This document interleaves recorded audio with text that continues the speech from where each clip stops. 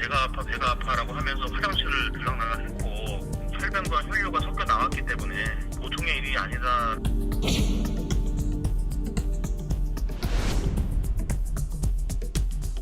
모든 생업을 포기하고 아이 병간호에만 지금 매달려 있고 추석 이후에도 경과가 바로 좋아지지 않아서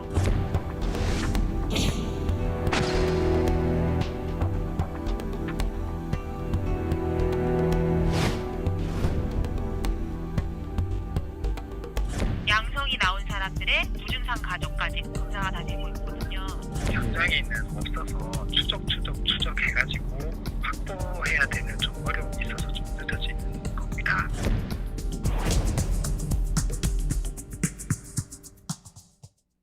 경기 안산시 한 유치원에서 용혈성 요독 증후군 이른바 햄버거병이 발병한 가운데 청와대 국민청원에 학부모로 추정되는 청원인의 글이 올라갔는데 이게 또 좀 논란이 좀 커지고 있는 것 같습니다. 예, 그렇습니다. 지금 말씀하신 국민청원 홈페이지에 올라와 있는데요. 네. 그 올라와 있는 내용은 이렇습니다. 어린아이가 본인의 아이가 5살인데요. 그 어린아이가 소변조차 볼 수 없게 투석까지 하게 됐다고 얘기를 하고 있고요. 또 하나는 이제 그 제목에 나오고 있죠. 2년 전이라고 포함된 2018년도에 이 유치원이 식사 등 교육 목적 외로 돈을 8,400만 원을 사용해서 네. 이게 이제 지적사항이 돼가지고 감사에 걸린 적이 있었습니다. 그 외에 약 2억 원 정도의 돈도 개인 경비로 사용하면서 감사에 적발이 돼서 처벌을 받은 적이 있었는데 그것도 같이 지금 얘기를 하고 있는 상황인데요. 지금 문제가 되고 있는 거는 이 5살 아이뿐만 아니라 많은 아이들이 지금 복통을 호소하고 있고요. 네. 전체 이 유치원에 184명의 원생이 있는데 이 중에 99명이 지금 장출혈성 대장 증후군이라고 하는 병명에 시달리고 있다. 근데 이 중에 일부가 아까 말씀하신 소위 이제 우리가 햄버거병이라고 얘기하는 네. 그 병에 걸렸을 가능성이 있다라고 지금 관측이 나오고 있는 상황이고요. 네. 그런 이유 때문에 지금 이제 방역 당국이나 아니면 보건소 측에서는 이 병이 어떻게 해서 지금 이 아이들에게 걸리게 됐는지 하는 부분들, 용혈성 요독 증후군이라는 이 병이 어떤 방식으로 이 유치원생들에게 전염이 됐는지 하는 부분들을 지금 조사를 하고 있는 상황이다. 그렇게 밝히고 있는 상황입니다.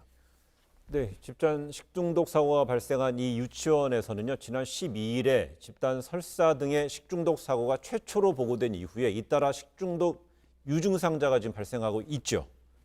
네, 지금 12일 날 네. 처음 이 안산 유치원과 관련해 가지고는 식중독 증세가 발현되기 시작을 했고 그다음에 오늘 낮 12시 기준으로 해서 49명이 장출혈성 대장균 양성 반응을 보이고 있는데 네. 이 중에 14명이 용혈성 요독 증후군이라고 하는 햄버거병 증상을 보이고 있고 네. 이 중 5명의 어린이가 이제 신장 투석 치료를 받고 있고요.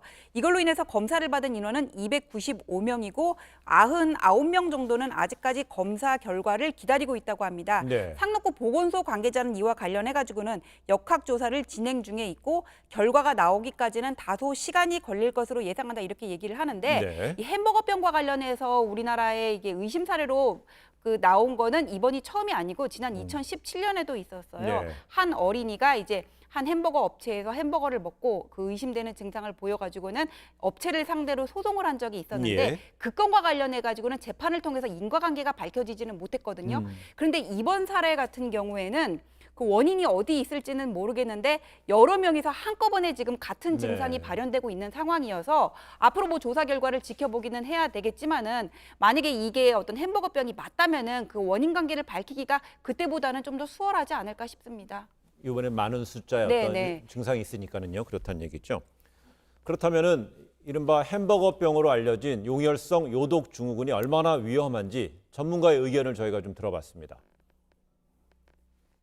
위험한 것은 장으로 출혈을 하기 때문에 우선 어린 아이들이 걸리게 되면 갑작스럽게 출혈이 많아지고 또 설사를 많이 하게 되면서 수분이 많이 소실이 돼서 탈수 증상과 함께 콩팥에 문제가 생깁니다. 굉장히 주의해서 치료도 해야 되고 상당한 시간 동안 중환자실에 있거나 또는 수분 보충과 함께 항생제 치료를 아주 정밀하게 해야 하는 그런 질병이죠.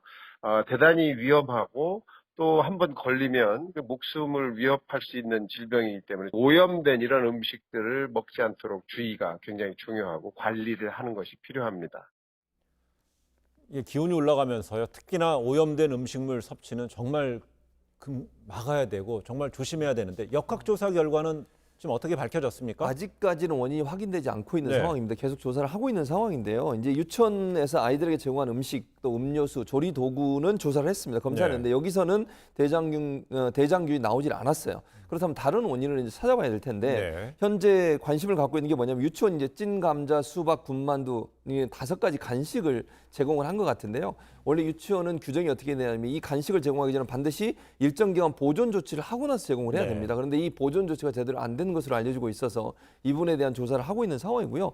또 하나 가능성은 이게 유치원 안에서 감염될 가능성도 우리가 봐야 되지만 또 일부의 학생들이 유치원 밖에서 혹시나 감염이 된 상태에서 들어와서 네. 다른 사람한테 전파하지 않았을까, 이것도 지금 함께 조사를 하고 있어서 아직까지는 단정적으로 얘기할 수 있는 상황은 아니다라고 말씀드릴 수 있을 것 같고요. 이제 보건소나 방역 당국이 이 부분에서 역학조사를 좀 더 구체적으로 하다 보면 원인을 찾아낼 수 있지 않을까 그렇게 예상이 되고 있습니다. 네. 이 유치원은 그 18일부터 30일까지 지금 폐쇄 명령이 내려진 상태입니다. 유치원도 입장을 좀 밝히고 있습니까? 뭐 입장이 별게 없습니다. 네. 뭐라 그러냐면 현재까지 시설과 음식에서는 뭐 균이 검출되지 않았으며 집단 발병에 대해서는 언급할 게 없다, 지금 이렇게 얘기를 하고 있는데요. 네. 어쨌거나 유치원과 관련해가지고는 어린 아이들이 이런 증세를 보이고 있었으면은 지금 뭐 신장 투석을 받는 아이도 5명이라고 하잖아요. 네. 그러면 여기에 대해서 뭐 최소한 사과 조치는 있어야 될 것 같은데 이제 학부모들 입장에서는 그런 말은 뭐 한마디도 없고 아직 원인 관계가 밝혀지지 않았다고 얘기를 하고, 또 아까 교수님이 말씀하셨던 것처럼 역학조사를 위해서 일정 기간 보관해야 되는 음식 재료도 이미 폐기했다는 그런 보도가 나오고 있으니까는 예. 학부모들 입장에서는 이게 괘씸하고 그 목소리를 높이고 있습니다. 거기에 대해서. 예. 네.